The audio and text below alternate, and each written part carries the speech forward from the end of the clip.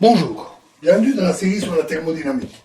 Alors, nous avons vu des phénomènes tels que la dilatation thermique et les changements d'état, mais il existe aussi d'autres phénomènes qui sont utiles pour permettre de mesurer la température.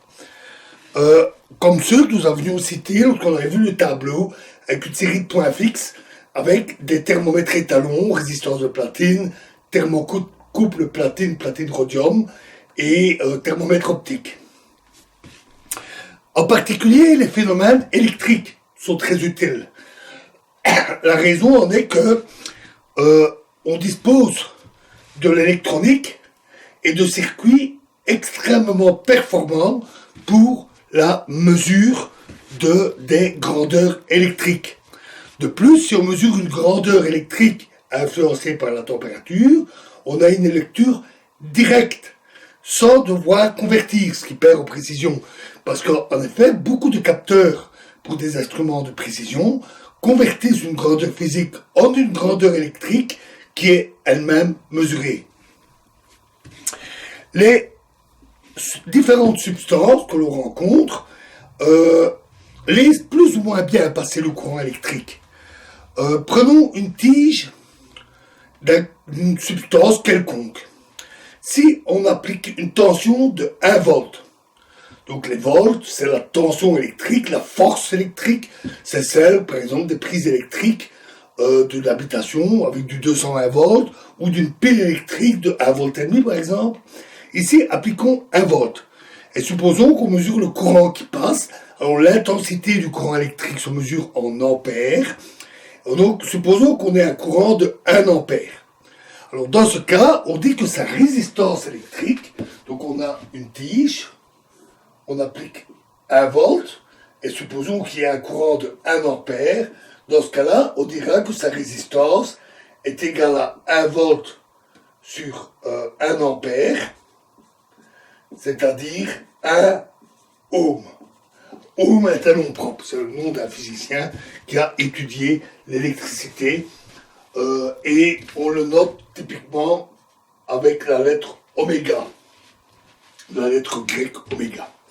1 ohm. Un exemple, la peau. La peau humaine sèche a une résistance de quelques centaines de ohms.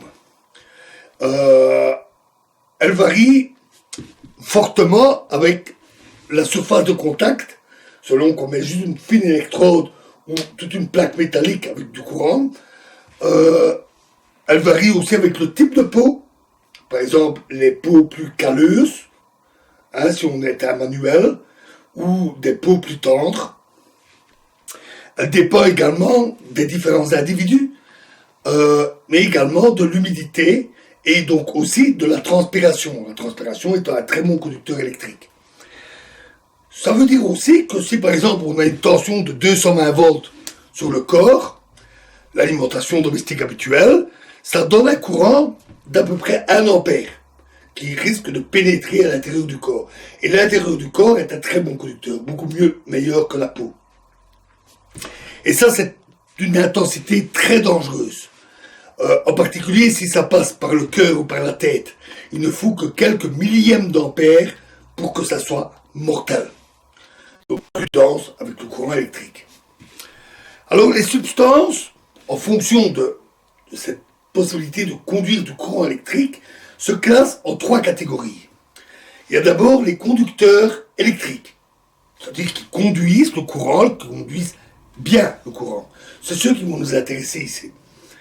C'est le cas des métaux, de l'eau salée ou de bien d'autres substances. La résistance typique, ça dépend évidemment de la substance et des dimensions prises par cette substance, comme un fil très fin conduit moins bien le courant qu'un fil épais. La résistance est plus faible quand le fil est très fin. On a une résistance typique d'1 millième de ohm, ou beaucoup moins. Ça peut être 1 millionième ou moins encore de résistance. Il y a ensuite les isolants électriques.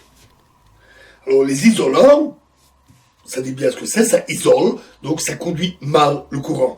C'est le cas du bois sec, du moins, des plastiques, la plupart, la grosse majorité des plastiques, les roches, du moins pas des roches métallifères, l'eau distillée conduit très mal le courant, les céramiques, les résistances typiques, et bien d'autres substances, hein.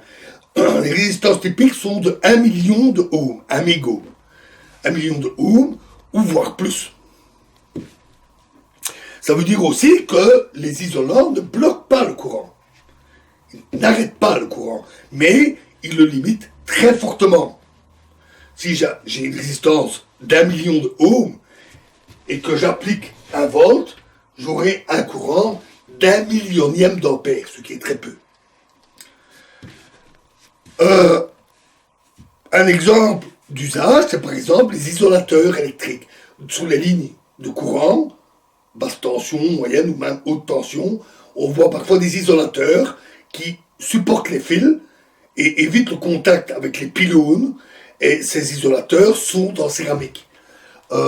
C'est fréquemment aussi rencontré dans des compteurs électriques, des cabines, et même ce qu'on appelle les plombs, hein, ou les disjoncteurs, c'est les appareils qui permettent de limiter l'usage du courant et qui sautent quand le courant est trop fort.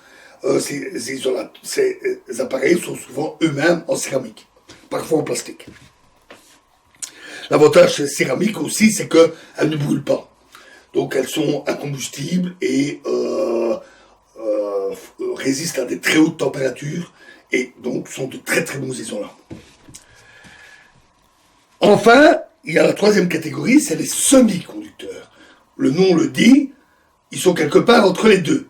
C'est le cas de certaines substances comme le silicium, le germanium, le gallium.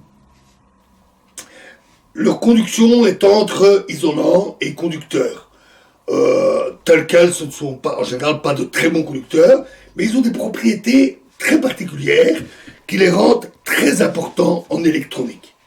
On en reparlera. Alors, la résistance varie avec la température. Donc, selon les substances, cette variation peut être plus ou moins forte.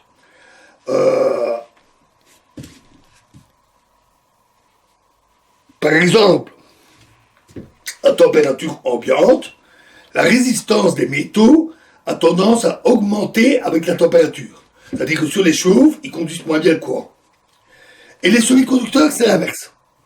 Les semi-conducteurs, quand on les chauffe, conduisent mieux le courant. Donc, comportement très différent. Et comme leur résistance varie, on peut s'en servir comme sonde pour mesurer la température. Les semi-conducteurs étant utilisés en électronique, peuvent être des composants intégrés à l'électronique et en même temps une sonde de température. Ils peuvent ainsi être extrêmement précis et rapides. Par contre, ils ne résistent pas à des températures très élevées. Ils ne sont pas très bons à très forte température. Les métaux, par contre, les métaux gardent leurs propriétés électriques et mécaniques, même à des températures élevées. Évidemment, ça dépend des métaux. Le plomb fond à une température pas très très élevée, mais d'autres métaux, comme le platine par exemple, ne fondent qu'à des températures très élevées. On peut donc se servir des métaux comme d'étalons. Donc la résistance électrique d'un métal peut servir d'étalon pour la mesure de la température. Et ce, pour mesurer des températures précises. Et ce, d'autant plus facilement que c'est une grandeur électrique, la résistance. Et la résistance peut se mesurer avec une grande précision. On peut mesurer les tensions et les courants avec des grandes précisions, et de là, la résistance avec une grande précision. La mesure des résistances avec la température a beaucoup été étudiée. Énormément. Déjà même, il y a plus d'un siècle. Ainsi, les physiciens s'étaient rendus compte, par exemple, qu'en refroidissant des métaux tels que le mercure, il se solidifie bien sûr, puis sa résistance diminue en approchant du zéro absolu, et il s'attendait à ce qu'il ait une très faible résistance au zéro absolu, mais en fait, à 1 Kelvin environ, sa résistance tombe brusquement à zéro. C'est la supraconductivité, on en reparlera. Ayant été très étudié, le Bureau des poids et mesures est un organisme international dont le siège principal est en France, à Sèvres, qui dispose de laboratoires affiliés un peu partout dans le monde et qui établit les normes, les références pour tout ce qui est unité, étalon, constante physique. Et ils ont choisi, pour la température, un étalon de ce type, pour la mesure de température très basse, jusqu'à environ 500 degrés Celsius, au centigrade. Dans cette gamme très large de température, ils ont défini un élément en platine, donc un fil de platine, du platine très pur, très pur, et avec des dimensions en taille qu'en section, des dimensions très précises. Et ils ont défini, c'est un étalon de résistance qui va à telle valeur, à telle température. Les normes également précisent la manière de l'utiliser dans des conditions pratiques.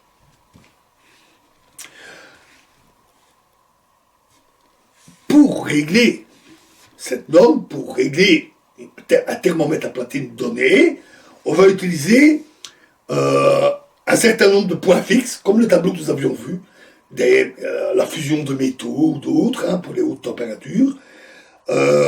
Et pour ces températures-là, qui ont été mesurées à part, bien définies, bien précisées, on mesure la résistance.